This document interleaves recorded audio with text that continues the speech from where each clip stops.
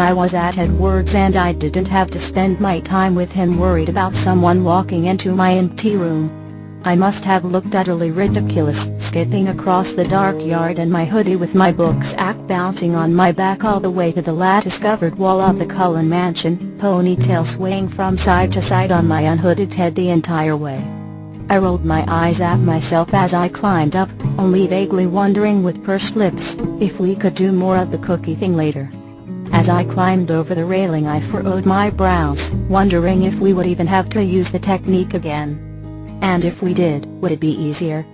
And how did Edward even come up with such a thing? Of course every coherent thought escaped me when he opened the door. He still had that lazy grin on his face, as I'm sure I still had mine on semi-post-coital glow. I wanted to snort when I remembered Jasper having the same thing with Alice that first night, and no sex was actually involved. Edward moved aside to let me in, still smiling wryly at me as I half-shuffled, half-skipped past him into the warm room. I spun around as soon as I heard the door click, pretty much doing the vibrating thing that was embarrassingly involuntary as I anticipated his kiss. He chuckled and pulled me into him by the waist, enveloping me in his warmth and smell as my hands instinctively made their way to his messy bronze hair and I impatiently pressed my lips to his. He sighed as he sucked on my bottom lip, pulling me closer to him as I darted my tongue out to deepen the kiss. I missed the kisses. I had been holding back for days because of the bitterness, and the whole Meadow incident sorely lacked it. He willingly obliged, parting his lips to allow me entrance and taking me into his mouth, massaging my tongue and humming against it as I pulled his face closer. I could have kissed him all night, but he pulled away after a few seconds, probably starving. I was wondering if unicorns made him as hungry as my two made me as I unloaded his Alfredo onto the bed with a smile, still licking my lips. When I heard his perfunctory flop on the bed I removed my hoodie and shoes, not even bothering with the book as I climbed my way up on the bed beside him. It didn't escape my notice that he had changed his bands. I smirked. Unicorns can be messy things, I had a little bit of that as well. I leaned against his shoulder as he began uncovering his meal, trying to stifle my smirk as I fingered the new pair of jeans smugly. I looked up at him as he uncovered the Alfredo. His green eyes grew wide at the sight of it, and he mouthed something that looked like "fuck me," lowering his face minutely to smell it. I giggled a bit, loving the way he was always so enthusiastic about my cooking, and embarrassingly willing to grant that particular request. He darted his eyes to mine and smiled at me, picking up the fork and digging and confirming my suspicions that he was starving. I gazed at him unabashedly while he was eating, humming, and moaning, and occasionally darting his eyes to mine, and smiling at me. He would get some sauce on the corner of his mouth, and I had to battle with myself not to lean up and lick it off while he was eating. I was wondering why I hadn't been invited over for supper with Dr. Cullen, like Esme did for him. It seemed rather appropriate, seeing as how I had never been formally introduced to Dr. Cullen as his girlfriend. And the one time we had come close wasn't entirely comfortable or formal by any means. Once he was done with his Alfredo, he turned to me with a smirk. "Fucking delicious," he said simply, placing the empty containers by the bed. I decided it wouldn't hurt to ask. I cleared my throat softly as he was leaning down to dispose of the containers. "Edward," I called softly, eliciting a soft HMM from him. When he sat back up beside me, Indian style, like always, I lifted myself on my knees and crawled in front of him, hoping I wasn't being incredibly rude by making the suggestion all on my own. He looked at me curiously as I positioned myself on my knees in front of him, leaning back onto my ankles and putting both of my hands on his knees. I resisted the urge to bite my lip as I stroked his knees with my thumbs. "Is it odd that Dr. Cullen hasn't invited me over for dinner?" I asked quietly, tilting my head a bit. When he looked at me, the electricity around us began growing and surging, crackling in the air between us as our gazes met, and nearly making my breath hitch. It gave me the most overwhelming urge to sit in his lap, facing him. I tried to shake it off as he digested my question, looking down at my hands on his knees with furrowed brows.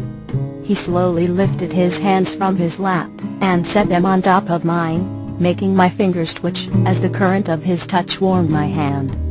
I panicked for a moment, wondering if I was being inappropriate by doing the casual touching, and seeing no reason why I should. But instead of pushing me away, he grasped my hands in his, glancing up at me from under his lashes, and pulling them closer to his body gently. I cautiously inched myself up from leaning on my ankles, wondering if it was some kind of silent question. When I began inching up, he pulled my hands closer to him, never breaking my gaze. Hoping I was granting his request, and not making an idiot out of myself, I sat up straight on my knees, and hesitantly crawled to his lap, moving to straddle him just the way I had wanted to. I never shifted my gaze from his, but never fully sat down, in fear that I had misunderstood his intentions. He snaked his arms around my waist, and finally broke my gaze, looking right in front of him. And the way I was on my knees basically made him eye level with my chest. I moved my hands to his hair as the crackling energy escalated, stroking it softly in apology for all the rough pulling earlier in the day. He darted his eyes back up to mine, making my breath hitch, as he slowly moved his face closer to my chest. His intense green eyes bore into mine, as he gazed at me from under his lashes. It's nothing against you. We just don't do the dinner bullshit around here, he whispered, inching closer to my breasts, and making my breath deepen as I gazed down at him. I fought to remain coherent, as he inched even closer, turning slightly to my right breast, and never breaking my gaze. I could do the cooking, I breathed, restraining myself from fisting my hands in his hair. He stopped as his face was a breath away from my peak, holding my gaze as he leaned forward and barely grazed it with the tip of his nose. I let out a gust of air. "Cookie," I softly whispered at him as the panic just barely welled in my chest at the feel of it. He began rubbing my side soothingly, up and down from my ribs to my waist, still gazing at me and keeping his face close to my chest. Seems like a lot of fucking trouble. He whispered, still rubbing while I stroked his hair. Running all that food over here. He continued. I made an attempt to roll my eyes and shrug. I could cook here, I whispered slowly, watching as he leaned in once again to my breast and grazed it with his nose. My breath hitched, but I felt fine, so I didn't say the word and I kept stroking his hair, while he gazed up at me. Break in the Cullen kitchen, right? I smiled, proud of myself for not having to stop him. He leaned in once again to my breast, and gently nuzzled it with his nose, making me sigh as my eyes fluttered closed.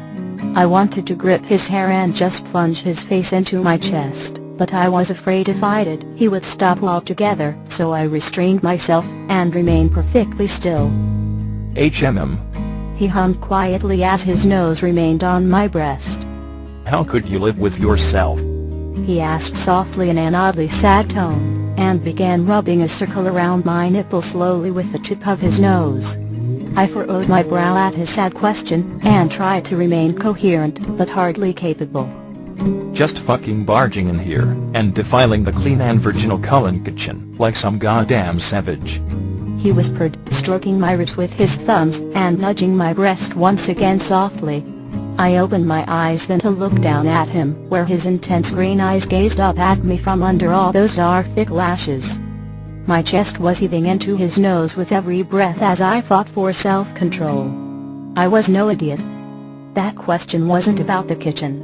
I wanted to snort at him, using blatantly obvious sexual innuendo in the form of metaphorical culinary discussion. I was definitely rubbing off on him. I sighed as I realized he didn't want to defile me. The kitchen loves me, I frowned, weaving my fingers deeper into his soft hair, never breaking his gaze, and breathing deeper than necessary just to feel his nose push into me more. I love the kitchen, I continued in a whisper, leaning slightly closer to his nose, and making his gaze momentarily shift to my breast, and then back to my eyes. And trust me, Edward. I tried my best to sound confident and sure, as he gazed up at me.